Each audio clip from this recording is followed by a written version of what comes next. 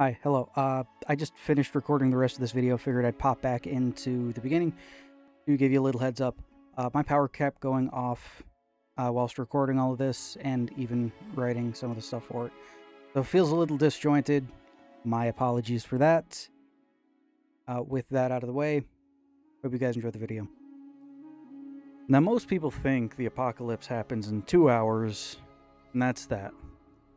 The missiles are launched, the cities are destroyed, and humanity is almost completely wiped from the face of the earth. But we see in Fallout that's not true. The bombs are just the beginning of a much larger tragedy. The bombs were just the moment civilization, as a whole, received a wound that it never seems to be able to heal from in the world of Fallout. The real apocalypse took months. Every empty shelf, every unnecessary death, every broken dream, really, is what eventually led to it. And that's the world Fallout is built on, really. Not a world that was completely destroyed in a few hours, but one that slowly bled to death over months. We can even see some of that in Fallout 76. Now, we're simply going to start from the beginning here, right? The bombs fall. Cities are wiped off of the map, right? Imagine how many nukes at this very moment are trained on Washington, D.C. and New York City alone. There'd be nothing left of those places. Nothing at all. But the small towns, they'd stay intact, as long as they didn't have any significant military presence or National Guard depots or any some such. They wouldn't really be needed targets to hit, right? Especially with a nuclear weapon. Expensive to make, hard to maintain, and costly to deploy. So most places, most likely the places you and I live, wouldn't really know what happened until after, right? We wouldn't know until after everything had happened. Millions wiped out. But millions more would live, right? And time would mostly go on as normal. Depends on how much power infrastructure was hit. You might lose power for a while, you might not, depending on where you live in the United States. There are quite a few towns nowadays that are independent energy-wise. They have their own local grids. I know some states have also been working on it, and some regions as well. So maybe you lose power, maybe you don't. And life would continue on, right? Because at this point, not too long after the bombs hit, the stores would still have food, you'd still most likely have power, you'd still have fuel in your car. Life would be normal for a time, right? While the federal government is probably gone at this point. Hell, even state capitals are probably going to be hit, and large cities in those states are probably going to be hit. So state governments are probably going to be gone. Local county governments may still be in place. Town governments are sure as hell going to still be there. Your local mayor, your local sheriff, your volunteer fire department, your EMTs, maybe you have a small clinic in town or something. Those are all still going to be there. And it's not going to be too much of an issue for them to start off, right? And the reason being in all of that is shock, right? If we hear about nuclear detonations in New York and DC, we're automatically going to kick over to the government has a plan in place for this, so help is on the way, even though it probably isn't, right? So that's pretty much day one, let's call it. Also, I'm doing this mostly off the cuff. I do have some points here to talk about, but let's call that the end of day one. Now, like I said about governments there, governments, technically, we have more than one. Anyway, government didn't disappear overnight, right? So, the government didn't disappear overnight. When one level collapses, the level below it takes its place. And that's why the United States is set up the way it is, right? We have the federal government, we have state governments, we have county governments, we have town governments, right? And that's so, let's say the federal government at this point, if it even still exists, is trying to, well, deal with the issue that is nuclear war and or nuclear holocaust, really? Destroying massive swaths of the nation. Not just that, but the fallout and stuff that comes after. So it would fall to the state governments to try to hold the states together until the government can get back on its feet to do what it's supposed to do. Problem: state capitals would have been hit too, along with most heavily populated cities in those states. So state government's probably completely gone, right? Drops down to the county governments. They could or could not be in any significant shape. I know some county governments have, well, army bases, National Guard supply depots, that's what they're called, with old auxiliary equipment in it and whatnot. So, maybe some counties that are better off and or can produce their own power get up and running better. Some don't, of course. But the local townships are definitely going to still be there, right? And what they're going to try to do is to hold everything together until help can arrive. Hope for the best, prepare for the worst type situation. So what they're going to do is they're going to take stock of what they have. Power, fuel, meds, food, water, all of those things. Now, most smaller towns in the United States don't always have incorporated water grids. What that means is a lot of places have their own independent wells and the like. So one house has a well next to another house that has a well, which means even if one house can no longer draw water because their well system is broken, another house can, right? So water, not really going to be too much of an issue.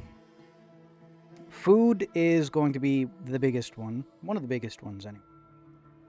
And then everything else that comes after, right?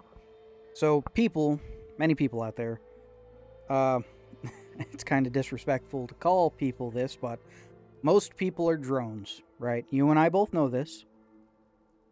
If something significantly terrible happens tomorrow, they're going to do whatever the fuck the local government tells them to do because they don't want to have to figure it out on their own, which is understandable for a lot of people, right? So if it is a fallout situation where the fallout, falls out of the sky, contaminates things, they're of course going to want, they're going to want that shit cleaned up so it doesn't contaminate things, get people sick, that sort of thing. So they're going to be sending people out to decontaminate the area. Old books and stuff said 3 to 6 inches, remove that, move it somewhere else where it can sit. By this point in time, you're far enough outside of the blast area, far enough away. All of your equipment and stuff still works, so you get to it. The farm equipment, the machinery, everything you can to strip everything back, hose everything down, decontaminate everything you can of the fallout. Problem: a lot of people are going to get contaminated with it, right? Do you know the exact procedure you need to do to decontaminate from being exposed to radioactive fallout? No, because they don't teach that stuff anymore. I vaguely remember some stuff being taught, but that was just because the history teachers I had when I was a child were weirdly into this sort of shit. Not surprising. If memory serves me correctly, the particulates that come down in fallout, you want to get off you as quick as possible. That's a no-brainer. You're supposed to rinse it off without using anything in your hair, any product such as shampoo or conditioner or anything like that, because that could actually bind it to your hair, which is not what you want. Worst case scenario, you're, I guess, supposed to shave your head, decontaminate with water that is just going to be thrown the fuck away, and then go from there, right? That's like basic decontamination. Don't take my word for it. Again, was just taught the stuff in school. So, right, you give people something to work toward, and you don't have to worry about them becoming a raider. Because as much as people want to think raiders will just pop up within a day or two of the end of the world, there might be some crazy psychos out there that would. The vast majority of people aren't going to want to do that. Okay? They are genuinely just afraid, and as long as you can promise them a safe place to live and a better tomorrow and a full belly, that's kind of the biggest fucking one, then they're not going to turn raider on you, right? So you have them go about the work. Strip away the fallout, clean the roads, fix the power lines, get the generators up and running, make sure the water is all filtered and clean. Maybe set up some walls and stuff around like a town center or something. You know, work toward a greater good that's going to keep people busy and hopefully run out the clock until the government can get its shit together and start helping people the way it should. And in Fallout, we can see some of that in some places. Some buildings still with power, some buildings still with water. Some places that were turned into shelters, churches, schools. People worked. People attempted to rebuild after the end of the world. One of the major things, and some people think they are, some people think they aren't. After the bombs fell in Fallout, you will find a lot of these radioactive barrels sitting around. And that's from Reclamation. That's from cleaning up, right? Let's take Starlight Drive-In, for instance, in Fallout 4. That was an active drive-in movie theater, right? So having a hole in the center of it that people were dumping radioactive waste into wasn't a thing until after the bombs fell. You kind of have no need for a very large area like Starlight because no one's watching movies anymore, right? So just use it to put the contaminated waste into and be done with it. It's as simple as that. Many other places are the same way, especially ones that have radioactive barrels and then vehicles that seem to have stopped working close to them. You'll find a couple of those in Fallout 4 too. But when days turn into weeks and weeks turn into months, that's when it starts to get bad, right? People contaminated with the fallout, they're going to start dying. And one of the biggest things is in this modern day and age of ours, we take a lot of things for granted, right? Basic meds that we all usually keep in our medicine cabinets, and basic antibiotics and the like, and just basic things you and I could go for the hospital for if they happen to us. Those things, on the other hand, would flat out kill us in a post-apocalyptic world. Learning history and stuff, when I did, I was taught that one of the major causes of death in a pre-industrial civilization was the breaking of fingers and toes, right? In ways that couldn't be splinted or fixed without full-on fucking amputation. Yeah, we can fix that stuff nowadays relatively easy, Go in, couple hours maybe, you're good to go. There's a little fucking thing to put on your finger. Don't worry about it. After the end of the world, though, not so much. And you got like rusty nails and jagged pieces of metal. You got dysentery, right? A big ass joke from the Oregon Trail days. You died of dysentery. Yeah, well, it happened, right? Dysentery, if I'm remembering correctly, because again, high school education, that's about it. Pretty much significant diarrhea. You'll shit yourself to death. If you can't get enough water into you, that's just kind of going to happen, right? And that was one of the major killers of people for the longest fucking time. Just dehydration in general. You can go like a good 3 days without water, and those 3 days are going to be fucking miserable if you do. So, yeah, it's not going to look too good a few months after the end of the world, right? Get to a point to where people are dropping, and you're just boarding up their fucking houses because why risk bringing some people out to deal with the dead to get them buried and expose people to what's going on, right? Especially in the world of Fallout, when the new plague was definitely a thing before the end of the world, so who knows if the people had it or not, and It's just an entire to-do, right? Now, the biggest thing, one of the biggest things here, is we've been talking about the human element of it so far. The thing about civilization is it's not just some monolithic thing that exists. A bunch of small things put together working in order to give us what we have today, right? And if you don't have enough people to maintain civilization, it just breaks down, right? What happens when all of the people that were going out and cleaning the topsoil, the laborers and whatnot, can't move the items from point A to point B that you need to fix a generator? Generator's not getting fixed. What if the manufacturing lines that make the parts that keep your water pump going are gone? Right? And it starts to break down and it starts to spiral and snowball until eventually nothing can be maintained, right? And that's one of the major things of Caesar's legion, believe it or not. Caesar knew that his people needed to understand the fundamentals of how to raise a civilization up from the ground up. Which is why he doesn't like his people playing in the ruins of the old world. There are some places that he has taken as cities. Tucson, which is Tucson. Phoenix, all the way up through Colorado. Whole swaths of land. But he wants his people to be able to build their own civilization from the ground up so they understand how everything is maintained so that they can continue to maintain it. Unlike the NCR, who is running off of, well, really running on borrowed time at this point. Playing in the old world's ruins, right? What happens when the uranium wells run dry? Which those are local municipality uranium and power wells.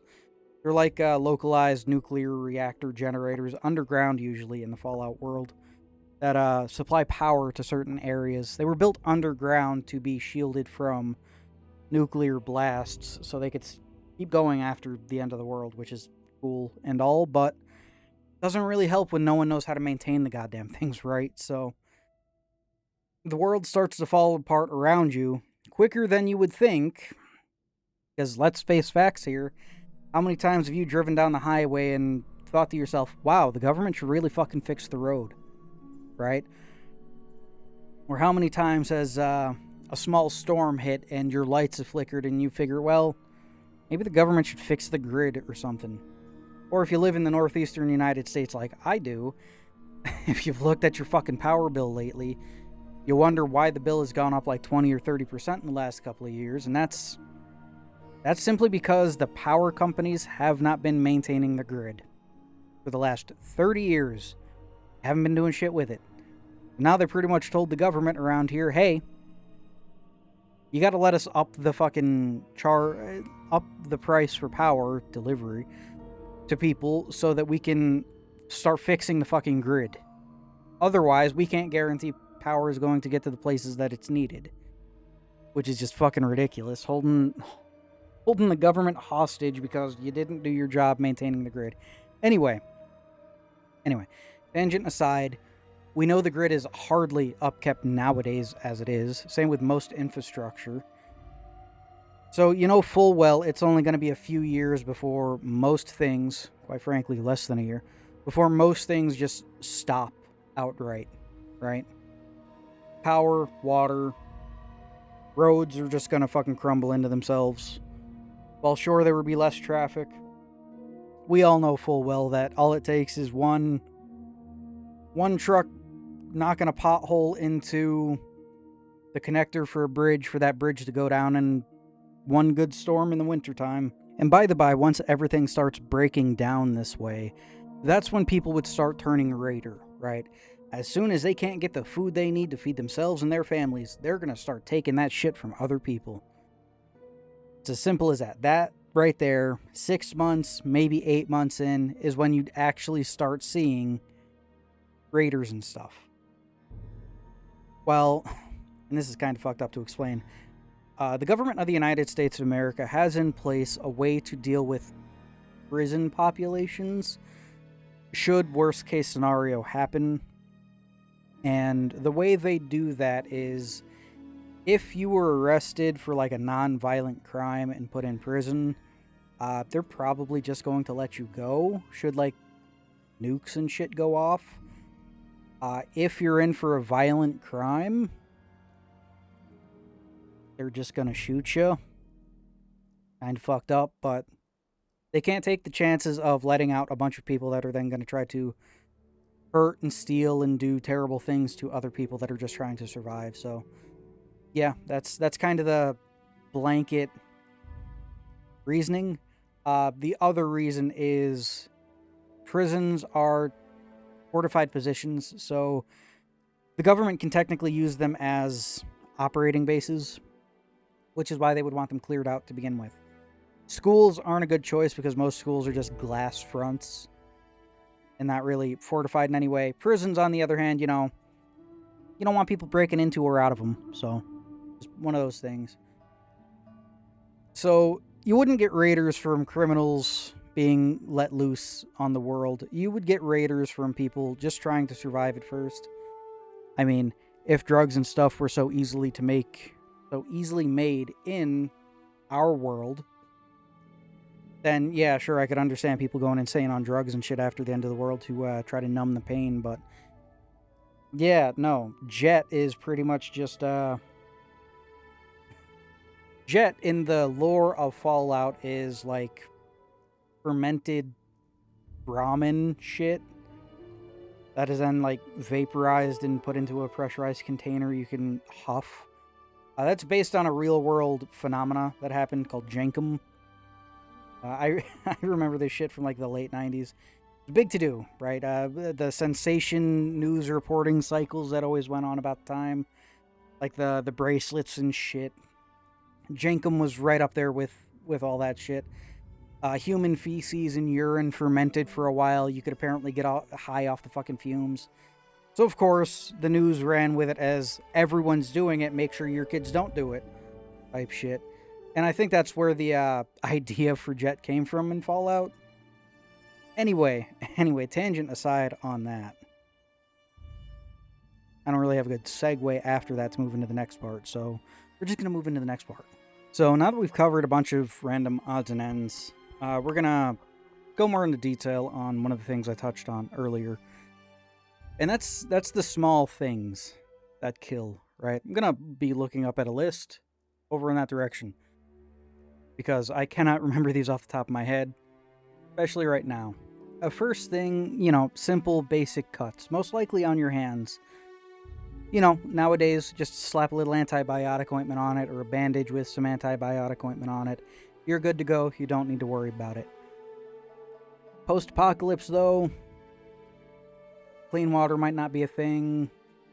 It's infected. You're kind of fucked at that point, right? Small cuts lead to large infections that can just kill you, which is kind of fucked. The next ones, of course, are going to be like pneumonia. Pneumonia, dehydration, food poisoning, tetanus. Those are going to be killing people left, right, and center. One of the big things that's going to be killing people, though, is personal hygiene, right? There's no more flushing toilets. There's no more toilet paper to clean yourself with. Right. Things are going to get bad and things are going to get disgusting for a lot of people that are especially not used to situations like this. So, just the disgusting situations are going to push people into disgusting things, right? Figure it this way. If you hadn't eaten in 2 weeks and you found a half-rotten animal of some kind, would you chance eating the part that doesn't look as rotten to not starve to death? Right, so things get bad. Things get bad. The next few things are necessities that people like us need. Some of you out there may need insulin, in which case, well, that don't grow on trees, man. Also needs to be refrigerated. or inhalers and stuff. I know I have asthma. I don't really use an inhaler much, but I know there are people out there that need rescue inhalers for even getting too hot. Well, kind of fucked at that point too, right? So it's just more things added on to taking people out. Another thing is surgeries become pretty much a no-go at all. Break a leg, you're shit out of luck with that one. Maybe someone might try to amputate for you, in which case, cool, you're probably gonna die of fucking infection. Childbirth, that's not fun at all, especially without modern techniques and medicines to help in those situations. So that's not a good thing for a lot of people. Also, side note, birth control, not a thing anymore either. So that's a thing. But the big thing you got to keep in mind is people won't really be dying in super dramatic shootout type ways or putting out raging infernos or anything like that. It's just people dying of the same things their great-great-grandparents died of, because we just don't have the facilities or upkeep to, well, keep people alive anymore. And now by this point, most towns are gone, right? Not enough food, not enough water. Most towns are gone. Some towns would pull through, be able to bring their people together, become stronger for it, and just continue on, right? There are some settlements and stuff in the Fallout games that we come across that have been around for a few hundred years by the time the protagonists of the games come across and meet them, right? So, come together, provide for their people, and move on. Then, of course, you have the ones that just decided to be raiders, in which case they hoard food, they hoard ammunition. Maybe they start taking drugs and stuff to alleviate the issues that they're dealing with having to kill people to get their hands on food.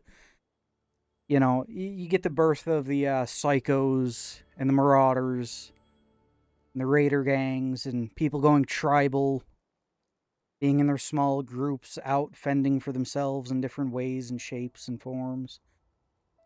But eventually even most of this comes to an end. Eventually, there's just not enough people to keep any of these communities really going in any significant way. And that's one of the main reasons why in Fallout we don't really see huge cities, right? We hear about some huge cities here and there, but we out in the wasteland proper never come across them. Biggest one in lore that I know we come across is Diamond City. And that's like 1,000 people. Maybe New Vegas has even more than that living in it. Maybe. And of course, you know, the NCR, Shady Sands, the Boneyard, the 5 states or so there, they of course have larger cities that are just people living in cities. We get a little bit of a glimpse of one of those when we go through Kellogg's Memories in Fallout 4. You actually see, like, San Francisco, I think it is. What's left of San Francisco. And he just lived there with his family and whatnot. In an apartment. So it's... Yes, after some time, there would be enough people to start banding together again. Most likely, these smaller groups would just start forming their own independent homesteads and hamlets and whatnot. Before eventually, smaller governments would be birthed again, like the New California Republic. Their initial idea and plan was to just keep local people safe from raiders so that they could do their thing.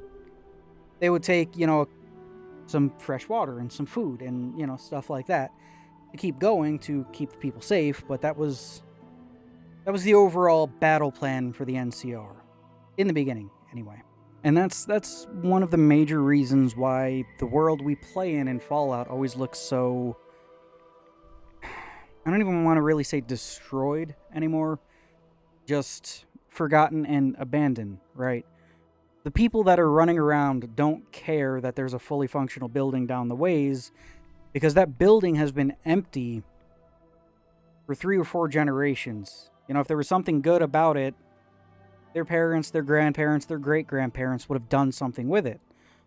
So why bother, right? Just Continue living in your little shack that you get rained on with radioactive rain and, grow your mutant potatoes. Because, if your ancestors could have done better, they would have done better and you wouldn't be in your situation. And that's why Fallout's never really been about the Great War. Because after all, the Great War started and ended mid-afternoon, one October day. The real story of Fallout begins after, with people trying to keep the world alive, single day at a time. Some succeed and some don't. Not because they lacked courage, but because civilization is easier to lose than it is to build. Because after all, the wasteland wasn't made by the bombs. It was made by time. And with that, that's the end of the video. My power's been fucking up whilst recording this. Been having weird issues with the storms as of late, so this one feels a little disjointed. That's on me. Didn't really have as much time as I wanted to work on the overall of this video, which is why the entirety of the recording is being crammed into a few hours on Saturday night between weird power cycles. We did have a windstorm just the other day, so maybe they're clearing debris off of lines that they finally got around to or something. I have no idea. It's just pretty fucking annoying.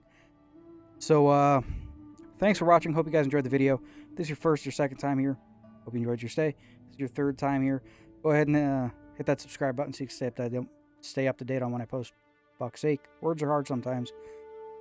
We also have memberships, $1 a month, members-only videos. I need to toss a couple more of those out.